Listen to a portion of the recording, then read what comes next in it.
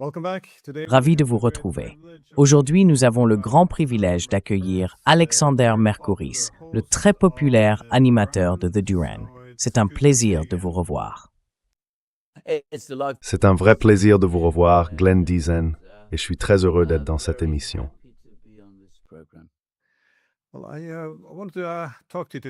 Eh bien, je voudrais vous parler aujourd'hui de la question de savoir si, oui ou non, on assiste à un nouveau Poutine dans cette guerre. Autrement dit, Poutine vient de prononcer un discours. Il a aussi donné une interview. Et il reconnaît maintenant, apparemment, que l'Occident est derrière les attaques contre la Russie. Je pense que c'était un secret de Polichinelle, mais avec cet aveu, cela veut aussi dire qu'il subit une certaine pression pour agir. Il parle d'ailleurs beaucoup moins de diplomatie qu'il ne le faisait l'an dernier. À la place, on entend davantage parler de guerre et de victoire.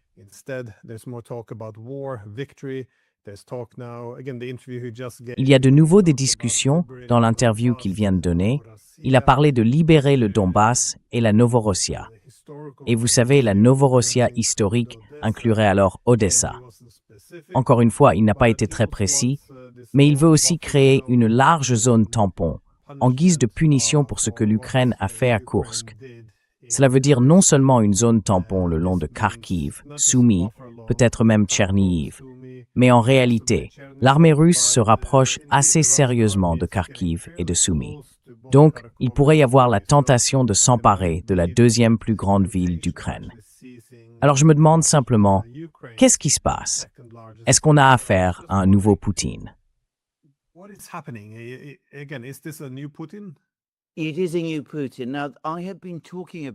C'est un nouveau Poutine. J'en parle depuis un certain temps déjà. Je pense qu'il y a eu un moment clé pour les Russes qui s'est produit en décembre quand il y a eu une attaque de drone contre la résidence de Poutine à Valdai. Je crois que beaucoup de gens en Russie, peut-être même Poutine lui-même, ont pensé qu'il s'agissait d'une tentative d'assassinat et une déclaration assez extraordinaire de Zelensky juste avant l'attaque a peut-être renforcé cette idée. Donc, à mon avis, ce qui s'est passé ensuite, c'est que Poutine est entré dans une période assez longue qui a duré plusieurs semaines, où il a très peu parlé de l'Ukraine. Et ça m'a toujours fait penser qu'il y avait une sorte de débat interne en Russie, au sein même de la direction, sur la marche à suivre. Et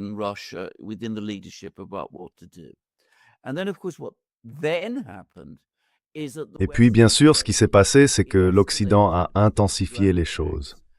Il y a eu cette escalade avec les attaques de drones, dans lesquelles il est clair qu'ils sont fortement impliqués, ces attaques de drones contre la Russie, mais aussi davantage de frappes de missiles contre des installations russes. Et tout cela s'est accompagné d'un discours général selon lequel l'initiative dans la guerre serait désormais du côté ukrainien. Je pense que cela a sans doute alimenté le débat qui existait déjà en Russie, et ce débat aujourd'hui est clairement terminé. Poutine en est sorti, et c'est un Poutine différent. Ce n'est plus un Poutine qui parle de diplomatie, ni de négociation.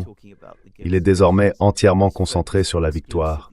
En même temps, il cherche à stabiliser la situation intérieure en Russie même. C'est donc un Poutine bien plus dur que celui qu'on voyait l'an dernier.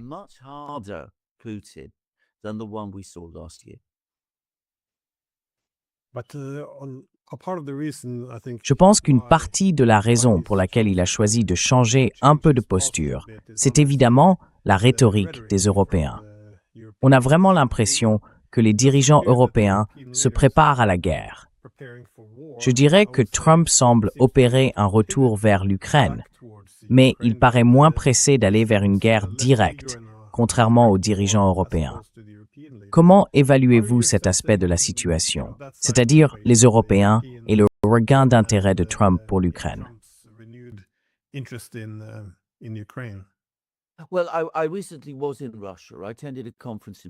Eh bien, je me suis rendu récemment en Russie. J'ai participé à une conférence à Skopje et j'ai rencontré quelques personnes à Moscou. Ce qui m'a frappé, c'est le consensus très large que j'ai perçu. Pas seulement chez les gens du gouvernement ou proches du pouvoir, mais aussi chez les gens qu'on croise, ceux qui travaillent dans les usines. Et c'était la première fois que je rencontrais des ouvriers. Pour eux, cette guerre s'inscrit vraiment dans une logique Russie contre l'Occident. Et je pense que la rhétorique qu'on entend en Europe, selon laquelle l'Europe serait, en quelque sorte, au bord d'une guerre avec la Russie, s'est aussi transmise en Russie jusqu'à Poutine lui-même. Il y a quelques jours, il a d'ailleurs déclaré que les Européens, enfin je crois qu'il parlait en réalité de l'Occident.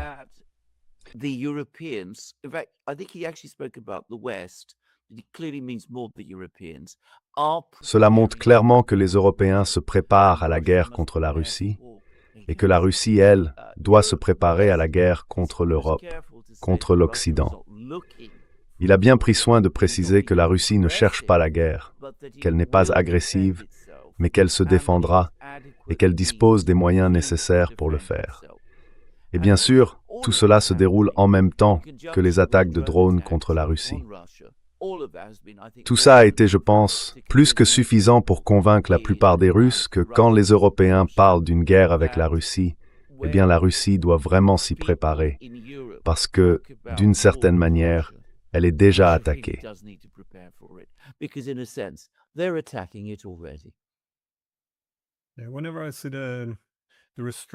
Quand je vois la retenue de Moscou, je ne sais jamais vraiment si c'est par crainte de déclencher une guerre mondiale, peut-être même nucléaire, avec les pays de l'OTAN, ou si c'est plutôt pour gagner du temps et se préparer.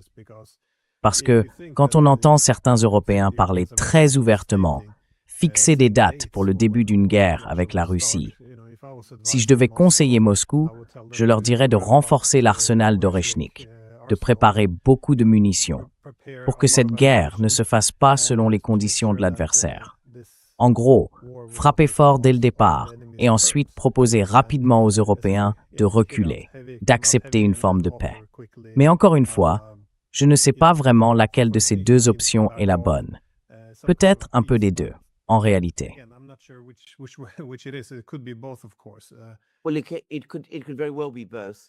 Eh bien, ça pourrait très bien être les deux. Mais je pense que dans l'ensemble, vous avez raison. J'ai l'impression que de plus en plus, les Russes se rendent compte qu'ils ont affaire à un Occident qui n'a plus peur d'une guerre avec eux et qui en parle sans arrêt.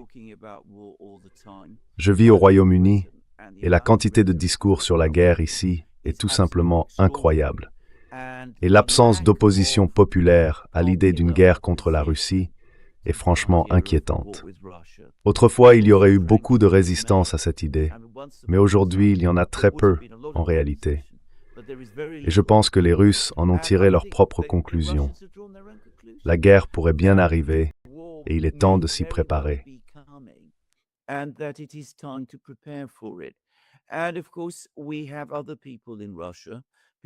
Et bien sûr, il y a d'autres voix en Russie, des gens comme le professeur Karaganov, que vous connaissez évidemment et que vous avez déjà interviewé plusieurs fois. Il parle depuis un moment de la nécessité de rétablir en Occident ce sentiment de peur de la guerre, un sentiment qui aujourd'hui a complètement disparu.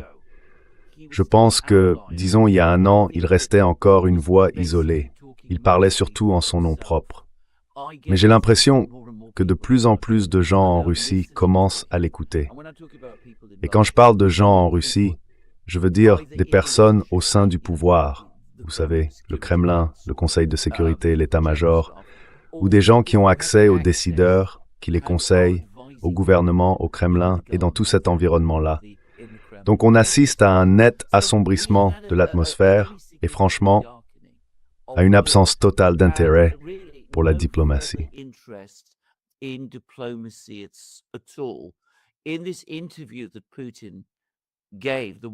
Dans cette interview que Poutine a donnée, celle que vous venez de mentionner, il a parlé des différentes initiatives diplomatiques qu'il vient de recevoir de l'Occident et il les a complètement rejetées.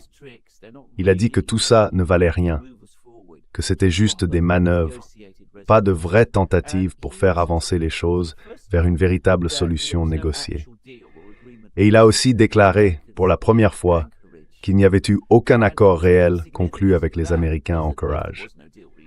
Et bien sûr, ce qui est important, c'est que si aucun accord n'a été trouvé à Anchorage, cela veut dire que tout ce que les Russes avaient accepté là-bas pour obtenir cet accord ne tient plus. Ils ne sont plus liés par ces engagements. Ils peuvent se retirer de toutes les concessions qu'ils avaient faites, puisque au final, le processus d'anchorage a échoué. Donc, une nette et profonde détérioration de l'atmosphère. Je pense que c'est quelque chose qu'on ressent dans toute la société russe.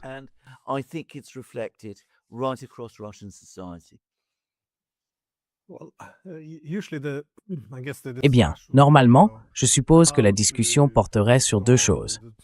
Comment rétablir la dissuasion et aussi comment gagner la guerre. Parce que la Russie a deux options. Soit elle élimine l'Ukraine, et alors les Européens se retrouveront sans leur intermédiaire. Mais bien sûr, les Européens pourraient quand même entrer en guerre contre la Russie, une fois qu'ils seront un peu épuisés.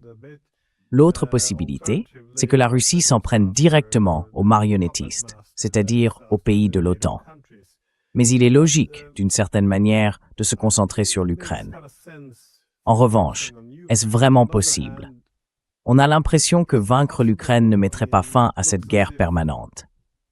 Je dis ça parce qu'il est difficile d'imaginer l'OTAN abandonner un allié aussi puissant qu'elle est en train de construire.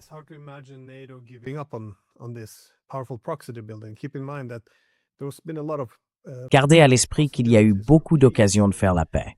Au départ, les pays européens avaient accepté ce gouvernement d'unité en 2014, quand Yanukovych a été déstabilisé. Ils ont ignoré cet accord et l'ont renversé à la place. Ensuite, il y a eu les accords de Minsk. Les Européens et les Américains avaient une chance de faire la paix. Ils n'ont pas voulu la saisir. Ils ont continué à développer l'Ukraine comme un instrument par procuration. En 2021, on avait des gens comme Kurt Volker, l'ancien ambassadeur américain auprès de l'OTAN, qui disait, en gros, on n'a pas besoin d'un accord de paix avec les Russes. Disons simplement, comment disait-il déjà? Un conflit, c'est une réussite, quelque chose dans ce genre.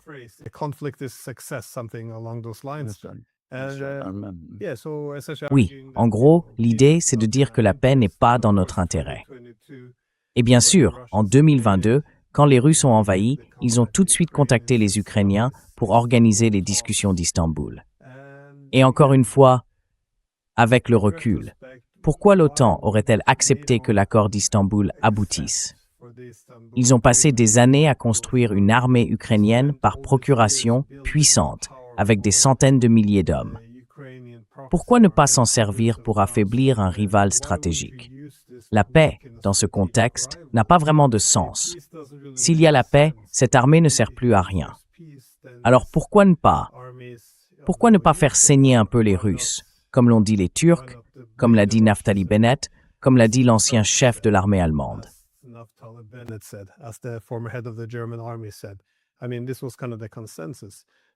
Je veux dire, c'était un peu le consensus. Mais ce que je dis, c'est que même si l'Ukraine perd tout le Donbass, toute la Novorossia, voire Kiev, pourquoi les Européens voudraient-ils mettre fin à tout ça? Pourquoi ne pas maintenir la résistance ukrainienne de l'Ouest en vie? Parce que tant qu'ils contrôlent une partie du pays et une partie de la population, ils peuvent continuer à lancer des missiles sur la Russie, essayer de la frapper, de l'affaiblir. Ce que je veux dire, c'est qu'il ne semble pas que la Russie et l'Ukraine soient vraiment celles qui décident quand cette guerre se termine. L'OTAN, en grande partie, a déclenché cette guerre en 2014, et on dirait qu'elle pourrait aussi décider de la façon dont elle se termine. Alors, comment la Russie peut-elle éviter une guerre sans fin?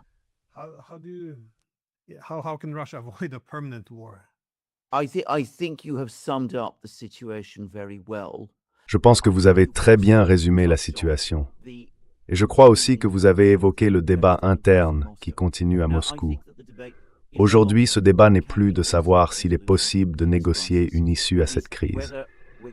La vraie question, c'est de savoir si la Russie peut rétablir la dissuasion vis-à-vis de l'Occident par une victoire en Ukraine. Autrement dit, est-ce que le simple fait de gagner en Ukraine suffira à restaurer la dissuasion dans les relations avec l'Ouest? Je pense que c'est encore la position de Poutine.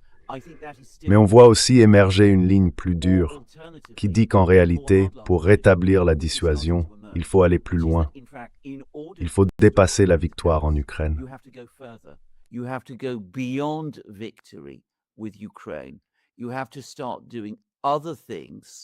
Il faut commencer à faire d'autres choses, ce qui, pour reprendre les mots du professeur Karaganov, finira par rétablir la peur en Occident. Parce que c'est seulement par ce moyen-là qu'on peut rétablir la dissuasion. Et je pense que ce débat est en cours. Je crois aussi qu'il y a un autre aspect qui nous ramène directement à ce que vous venez de dire. Cela va probablement changer la façon dont les Russes conçoivent la victoire en Ukraine. Ils sont aujourd'hui très proches d'atteindre leurs objectifs initiaux, du moins leurs objectifs territoriaux de départ. Je ne pense pas que quiconque ayant encore un minimum de lien avec la réalité doute qu'ils vont bientôt prendre le Donbass. Ça prendra sans doute encore quelques mois, mais on s'en approche clairement.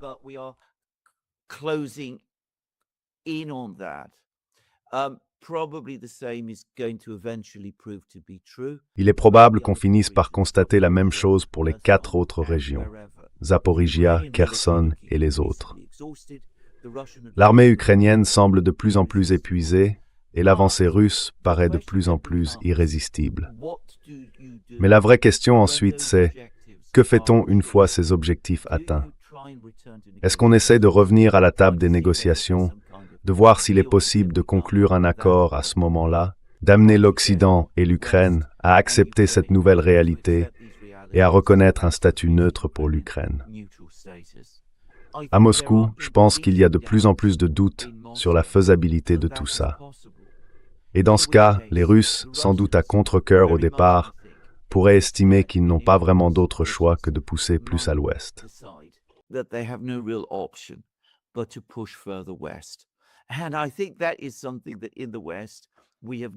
Et je pense que c'est quelque chose que, en Occident, nous n'avons pas vraiment compris. On part souvent du principe que, puisque les Russes ont mis autant de temps à en arriver là, ils n'auront ni l'envie, ni les moyens d'aller plus loin. Moi, je crois qu'ils n'ont peut-être pas l'envie, mais qu'ils peuvent avoir le sentiment d'en avoir l'obligation. Et je pense que, d'ici à ce que le Donbass, Zaporizhia, Kherson et le reste soient pris, l'armée ukrainienne elle-même, ainsi que l'économie du pays, seront tellement affaiblies que la suite de la guerre ne prendra sans doute pas autant de temps que certains l'imaginent. Mais en réalité, en adoptant une position aussi extrême, ce que nous faisons, c'est presque sceller le sort de l'Ukraine, la condamner son avenir en tant qu'État indépendant.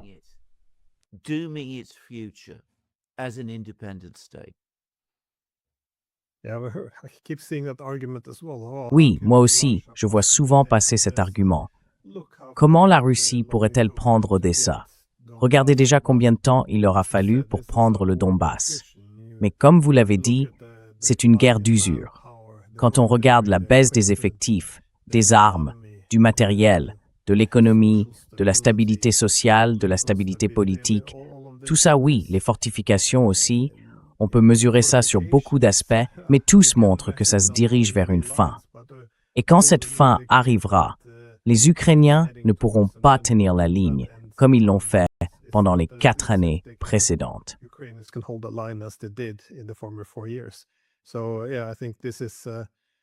Oui, je pense que c'est un peu ce discours rassurant que les gens en Occident se répètent pour continuer à croire à cette idée que l'Ukraine est en train de gagner. Une idée qui apparemment revient à la mode.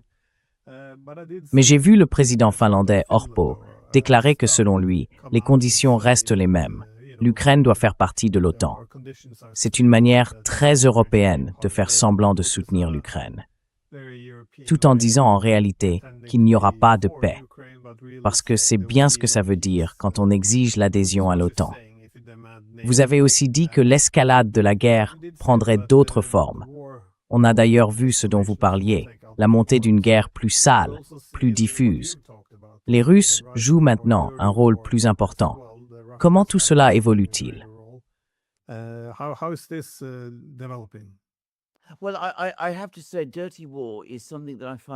Eh bien, je dois dire que la guerre sale, c'est quelque chose qui me met vraiment mal à l'aise.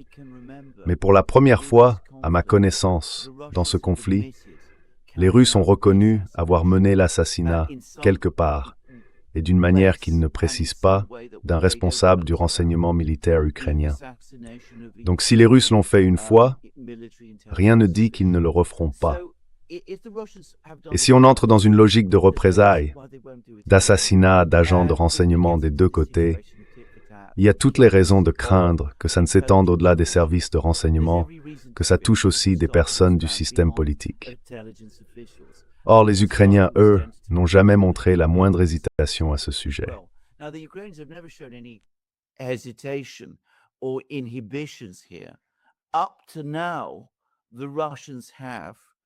Jusqu'à présent, je pense que les Russes ont toujours, au moins en partie, espéré qu'ils finiraient par obtenir une issue négociée au conflit.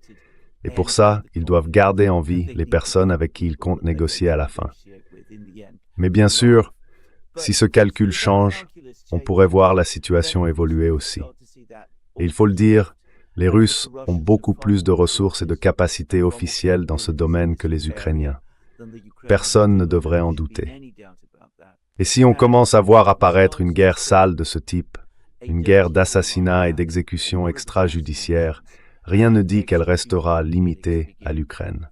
Elle pourrait très bien s'étendre à l'Europe, où beaucoup de ces personnes se trouvent probablement. Et tout cela pourrait commencer à se jouer dans bien d'autres endroits aussi.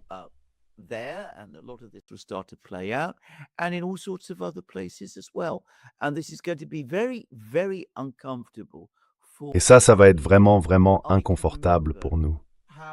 Je me souviens de la façon dont l'Europe est devenue, dans les années 70, le théâtre d'une sale guerre entre Palestiniens et Israéliens avec des attentats, des assassinats, des morts, tout ça.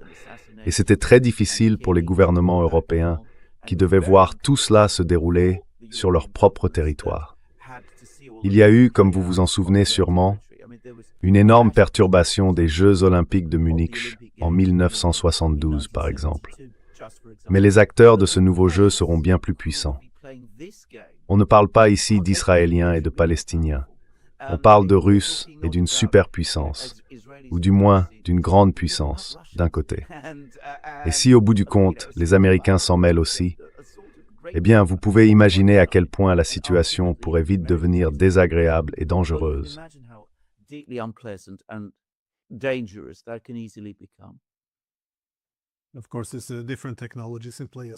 Bien sûr, il y a aussi différentes technologies en jeu. Avec les drones, je veux dire, je me demande souvent, quand on voit toute cette guerre par drone, comment ça va changer le terrorisme, par exemple. Le terrorisme par drone, ça va tout changer. Je veux dire, ça va devenir tellement facile de mener des attaques à partir de maintenant. C'est un peu effrayant. Regardez par exemple l'assassinat du chef du renseignement en Ukraine, Rostem Fakriev.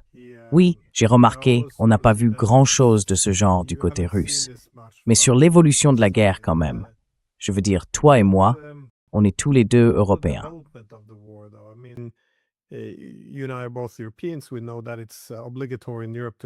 On sait bien qu'en Europe, il est obligatoire de faire semblant que l'Ukraine est en train de gagner.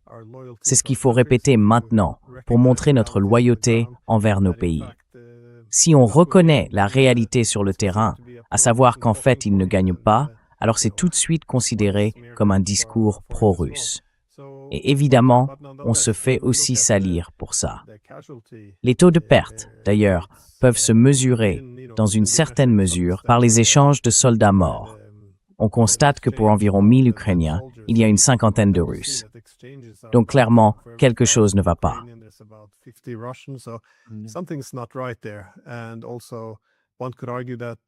On peut aussi dire que, oui, ce sont ceux qui avancent sur le champ de bataille qui ramassent les corps.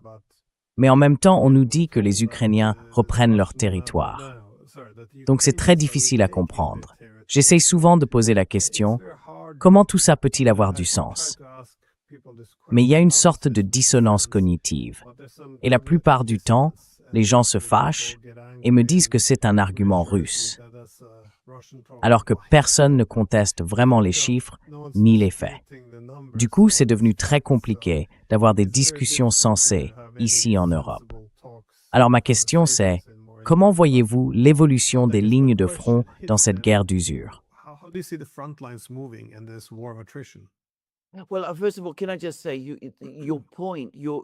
Eh bien, tout d'abord, je voudrais dire que je comprends très bien votre point, votre frustration. Vous soulignez ces incohérences logiques, ces contradictions factuelles, et tout ce que vous obtenez en retour, c'est de la colère, souvent contenue, parfois ouverte. Vous avez tout à fait raison. Les gens ne veulent tout simplement pas affronter ces réalités. Et si on parle de la situation sur la ligne de front, eh bien, quiconque observe objectivement ce qui se passe peut le constater par lui-même. Les Russes sont maintenant aux portes de Kramatorsk, de Slaviansk, de toutes ces villes qui constituent la dernière ligne de défense dans le Donbass. Au-delà, apparemment, c'est surtout de la steppe à perte de vue jusqu'à une ou deux grandes villes, et ensuite le Dniepr lui-même.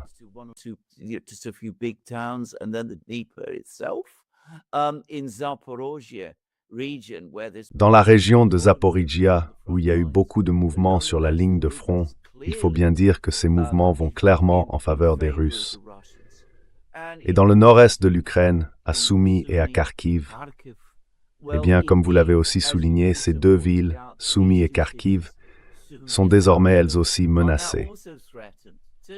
Ce récit selon lequel l'Ukraine serait en train de gagner, que les Russes seraient en train de perdre, que les Ukrainiens reprendraient l'initiative, que les drones seraient en quelque sorte l'arme miracle qui va redonner l'avantage aux Ukrainiens.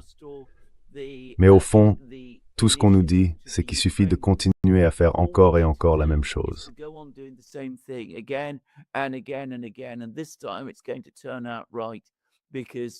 Et cette fois, on nous dit que tout va bien se passer, parce qu'il y a eu une hausse de 0,5% du taux d'inflation, ou parce que la croissance a été un peu moins forte dans l'économie russe.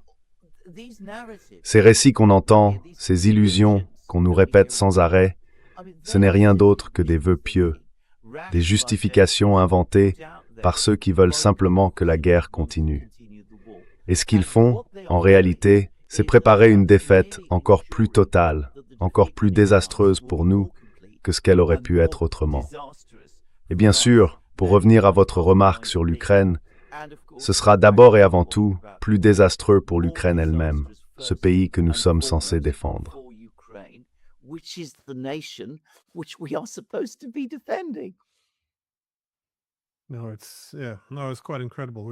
Non, c'est assez incroyable. C'est pour ça que ce concept de pro-Ukraine, ou soutenir l'Ukraine, ou être aux côtés de l'Ukraine, en fait, il ne l'explique jamais vraiment. Il lance juste cette idée. Tout le monde a de l'empathie pour ce que l'Ukraine a traversé. Mais d'une certaine manière, si on s'approprie le contenu de ce que ce concept devrait vraiment signifier, eh bien, par exemple, si on veut être pro-ukrainien, il faudrait détourner le regard quand il y a ce recrutement brutal d'hommes, parce que ça pourrait affaiblir le soutien à la guerre. Il faudrait aussi soutenir le boycott de la diplomatie. Ignorer que la plupart des Ukrainiens veulent en réalité des négociations immédiates. Et ça aussi, ce serait pro-ukrainien. Parce que sinon, oui, on risquerait de saper le soutien à la guerre. Donc ce sont des récits très étranges qu'ils ont construits.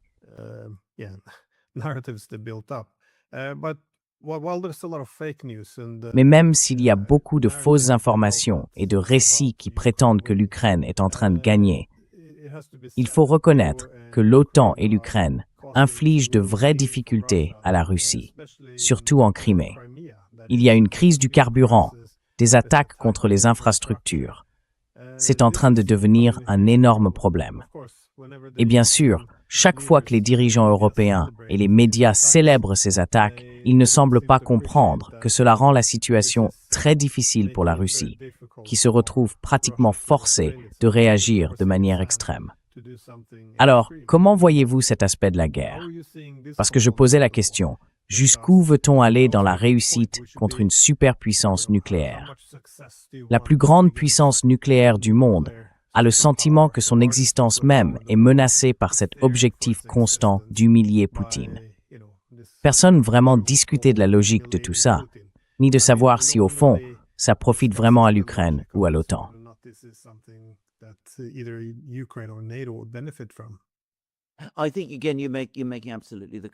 Je pense encore une fois que vous avez tout à fait raison. D'abord, c'est un vrai problème. La Crimée en particulier représente un très gros problème pour les Russes. Mais c'est un problème qu'ils finiront par surmonter. Je dis ça en me basant sur tout ce qu'on a vu depuis le début de la guerre. Nous avons créé des difficultés pour les Russes dans toutes sortes de domaines. Dans leur économie intérieure, sur les champs de bataille, avec les offensives ukrainiennes de 2022 et 2023, et à travers bien d'autres actions menées à différents moments. Et la grande leçon, la seule vraiment solide qu'on tire de cette guerre, c'est que les Russes ont toujours les ressources, l'ingéniosité et la volonté nécessaires pour trouver des solutions. Donc oui, c'est un problème pour eux en Crimée, mais ils finiront, d'une manière ou d'une autre, par durer santé.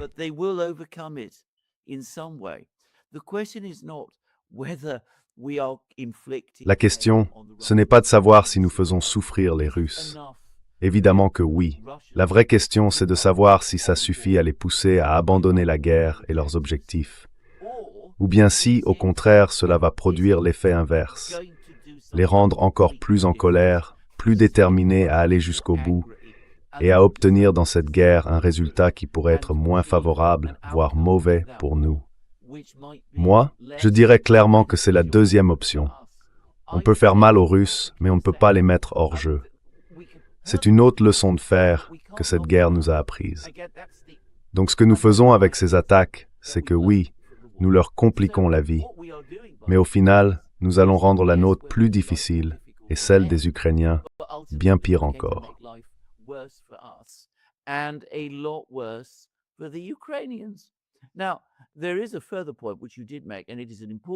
Il y a un autre point que vous avez soulevé, et il est important. C'est qu'évidemment, provoquer sans cesse une puissance nucléaire n'a jamais été une bonne idée. À l'époque de la guerre froide, tout le monde le comprenait parfaitement. Nous avons tous les deux vécu cette période. Je m'en souviens très bien.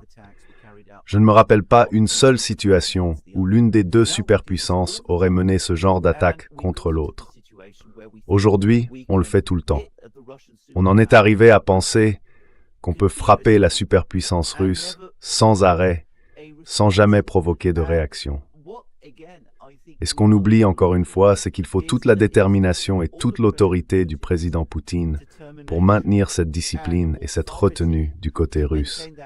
Et ça, ce n'est pas quelque chose dont on peut se permettre de croire qu'il en sera toujours ainsi.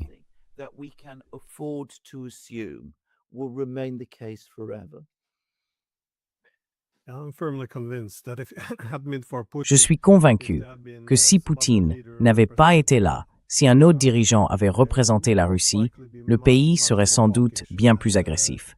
Et l'Europe serait aujourd'hui un endroit beaucoup plus dangereux. Alors, je ne comprends pas très bien pourquoi il y a une telle volonté de vouloir l'humilier, de le mettre de côté dès qu'on entend dire que Poutine perd du soutien. Pourtant, il bénéficie encore d'un appui que peu de dirigeants européens peuvent revendiquer. Mais malgré tout, qu'est-ce qu'ils pensent exactement qui va remplacer Poutine? L'idée que sa guerre lente serait remplacée par une capitulation? Ou bien que cette guerre lente serait remplacée par une riposte massive, y compris contre des pays européens qui misent sur le fait que les États-Unis ne viendront pas à leur secours?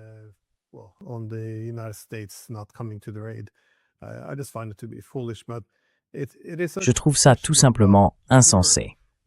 Mais c'est une question sur l'Europe. Comment comprendre les dirigeants aujourd'hui? Parce que si on remonte un peu en arrière, si quelqu'un m'avait dit, il y a 10 ans, qu'on allait tirer des missiles directement sur la Russie depuis notre propre territoire, avec nos armes, que nos stratèges militaires allaient se vanter ouvertement de notre participation, que nos sous-traitants, nos agents de renseignement et nos responsables politiques allaient se vanter d'apporter la guerre en Russie. Eh bien, on en est là. On a des gens, comme le président de la Finlande, qui disent à tout le monde que la seule façon de gagner la guerre, c'est de tuer plus de Russes.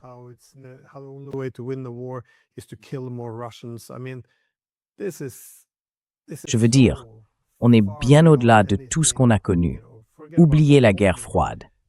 Même il y a 10 ans, tout ça aurait été impensable. Il y a 5 ans encore, c'était impensable. Et maintenant, on voit les Allemands vouloir prendre la tête de la campagne contre la Russie. Ils veulent devenir la première puissance militaire d'Europe. Franchement, tout ça s'est passé très vite. Et ils ne parlent que de guerre. Il faut vraiment insister là-dessus. Les Européens ne parlent toujours pas avec la Russie. Alors, comment expliquer ce qui se passe en Europe? Parce que honnêtement, je ne reconnais plus ma propre société. C'est devenu un endroit très sombre, je dirais.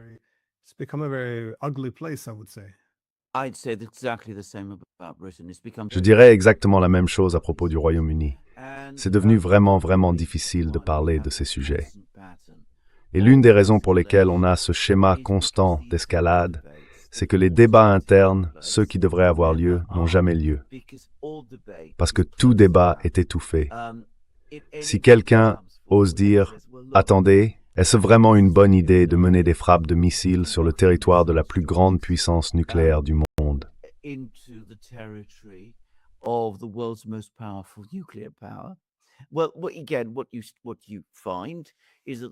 Eh bien, encore une fois, dès que vous dites ça, on vous répond que c'est un argument de Poutine, on vous accuse de défaitisme, ou pire encore, d'être carrément du côté des Russes. L'élan, l'avantage rhétorique est toujours du côté de ceux qui prônent l'escalade. L'avantage politique aussi, d'ailleurs, est toujours du côté de ceux qui prônent l'escalade. Et c'est une situation vraiment, vraiment dangereuse.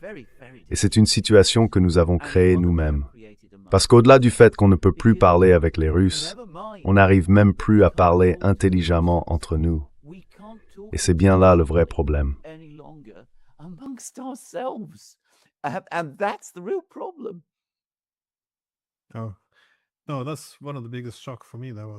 Non, ça c'est un des plus grands chocs pour moi. J'ai toujours pensé que si on entrait dans un conflit comme celui-là, au moins on aurait une discussion rationnelle et qu'on prendrait des décisions rationnelles. Mais je crois que là encore, il y a une sorte de faille dans la façon dont on imaginait la fin de l'après-guerre froide. C'était censé être l'ère de l'hégémonie collective ou de l'hégémonie libérale. Je me souviens que Charles Krauthammer avait écrit un article en 1990, je crois, sur le moment unipolaire. L'idée, c'était que nous dominerions le monde tant que la répartition du pouvoir le permettrait, et qu'une fois que cette répartition changerait, qu'on passerait à un monde multipolaire, eh bien, on l'accepterait. Mais je pense que personne n'avait prévu qu'on verrait émerger, pendant 30 ans, une nouvelle classe politique complètement imprégnée de cette idéologie, selon laquelle notre domination est la seule source de paix, et qu'on préférerait la guerre plutôt que d'accepter une nouvelle répartition du pouvoir. Donc oui, la disparition de toute rationalité, ça m'a vraiment surpris, surtout à la vitesse où c'est arrivé.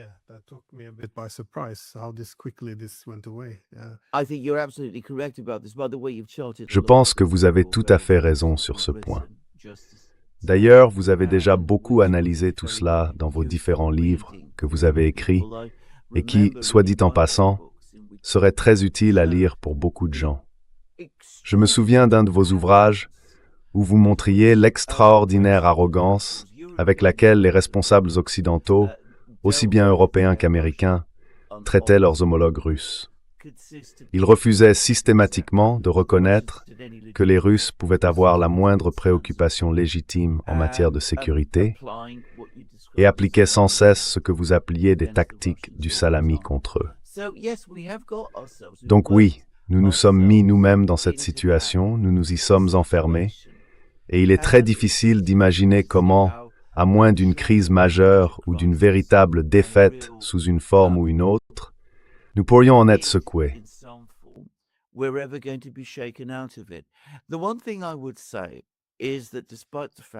Ce que je dirais, c'est que même si l'opposition à la guerre en Europe n'est ni très organisée, ni très bien exprimée, elle existe quand même. En Allemagne, il est quasiment impossible de trouver des gens prêts à s'engager dans l'armée pour aller combattre la Russie en ce moment. J'ai lu qu'environ 200 000 jeunes avaient été contactés, invités à s'enrôler, et que seulement 500 avaient accepté. Vous voyez le tableau. Au Royaume-Uni, j'entends la même chose. En réalité, les taux de recrutement dans l'armée baissent au lieu d'augmenter. Donc il n'y a pas un grand enthousiasme dans les populations européennes pour cette grande initiative, cette sorte de duel, de guerre avec les Russes. Mais bien sûr, les dirigeants politiques, eux, ont fermé le dialogue et le débat entre eux. Et vous parliez tout à l'heure de la difficulté d'expliquer aux gens les incohérences factuelles et les illogismes qu'ils avancent.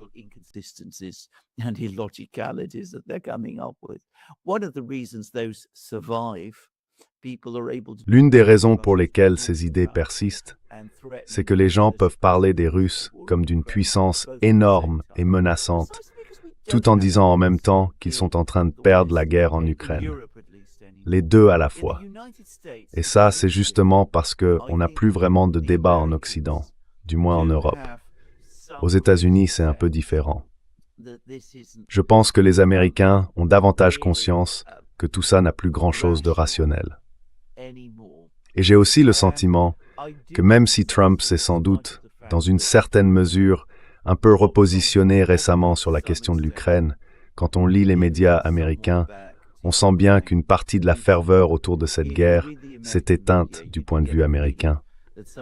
Ils ont vu que l'effort avait été tenté, qu'il avait échoué, et maintenant, ils passent à choses where all is.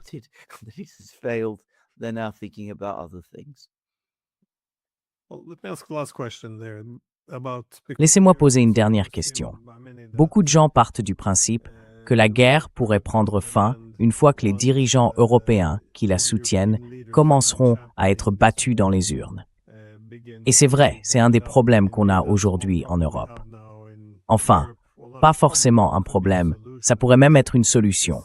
Je parle de cette impopularité massive, de ces gouvernements impopulaires qu'on voit un peu partout sur le continent.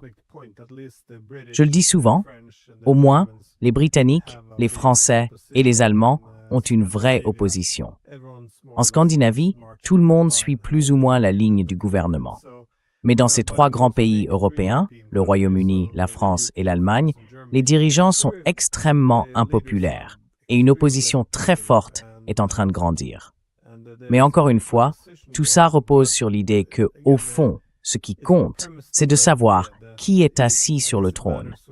Parce que, dans votre cas au Royaume-Uni, Starmer a maintenant démissionné. Mais est-ce que ça change vraiment quelque chose, selon vous, de savoir qui le remplace?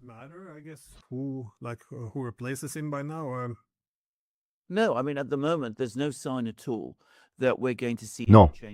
Je veux dire, pour l'instant, rien n'indique qu'on va voir le moindre changement de politique de la part du nouveau Premier ministre, qui sera presque certainement Andy Burnham. Les gens parlent souvent de cette rotation permanente des premiers ministres. Ils rappellent qu'on en a eu 6 au cours des 10 dernières années, mais on oublie presque toujours de dire que 4 d'entre eux ont été contraints de partir depuis 2022. Autrement dit, cette rotation s'est en fait accélérée à cause du conflit en Ukraine et des énormes coûts économiques que le Royaume-Uni subit à cause de cette guerre. Personne n'en parle. Et au final, on se retrouve simplement avec un Premier ministre qui en remplace un autre, en poursuivant exactement la même politique vis-à-vis de la Russie.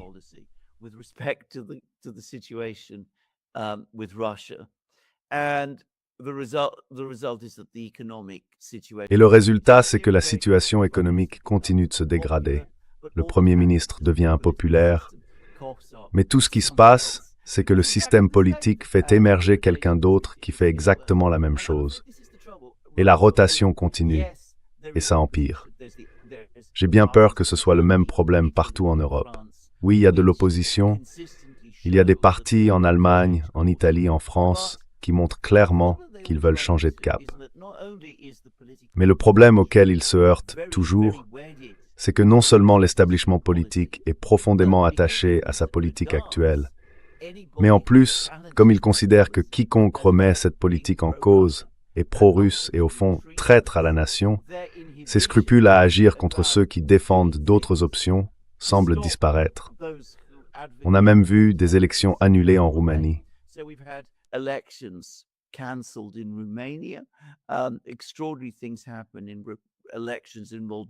Des choses extraordinaires se sont produites lors des élections en Moldavie et en Arménie.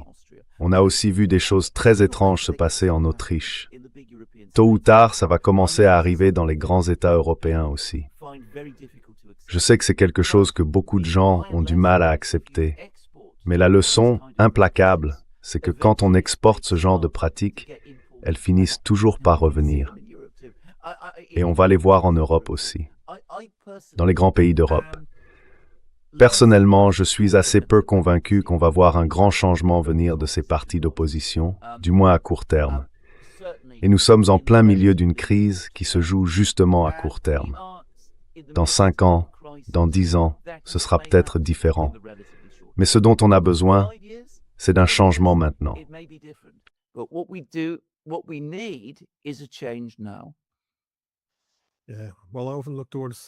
Oui, eh bien, je regarde souvent l'exemple américain, la façon dont Trump, tu sais, s'est présenté contre l'establishment. Plus de guerre. Il disait, je vais mettre fin à la guerre en Ukraine. Et voilà. J'ai l'impression que peu importe qui est à la Maison-Blanche, une grande partie des politiques reste la même. Je peux juste finir.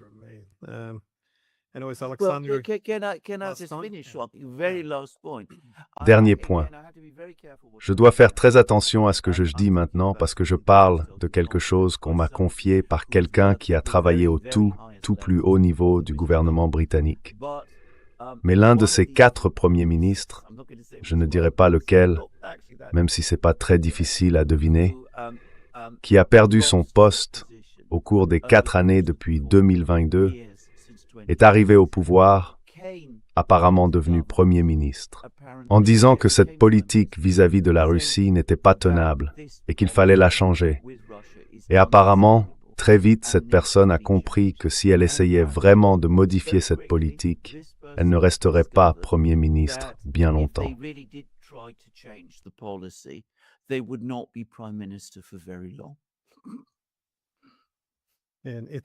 En Italie, on parle de Meloni, comme vous savez, avant et après les élections, où tout le monde doit en gros rentrer dans le rang. Exactement, oui. En tout cas, merci beaucoup. C'est toujours un vrai plaisir. Merci, Glenn Deason.